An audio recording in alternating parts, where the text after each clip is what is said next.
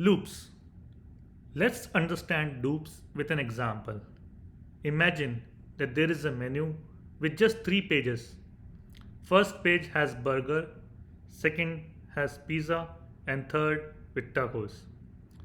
Now, if I ask you what are the food items offered in this menu, how would you do it? Most likely, you would start with the first page and read the item, that is burger. Then go to the second page and read the second item, that is pizza. And then go to the third page and read the third item, that is tacos. You would then try to go to the next page, but will discover that there are no more pages left in the menu and stop there. What we just did is loop through the menu. We traverse the page in the menu one by one until there were no more pages left. So, our condition was, is there a page? If there is a page, we read the item.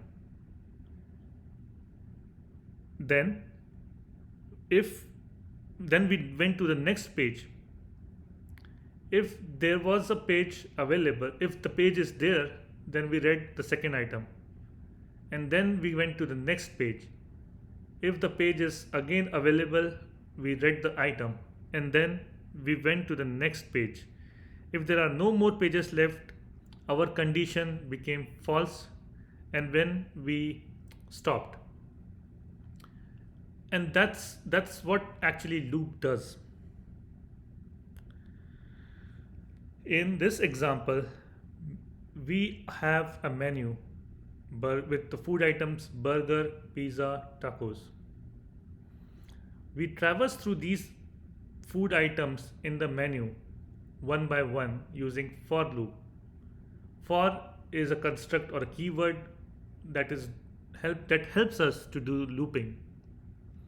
So here we can see that traverse through each item in menu array one by one.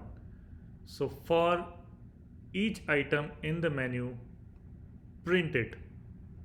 Now, as the loop goes one by one item, that particular item gets printed with delicious added as a prefix. And then as soon as the menu do not have any more items left, we exit out of the for loop. And so we can see that since there were 3 food items in the menu, 3 food items got printed.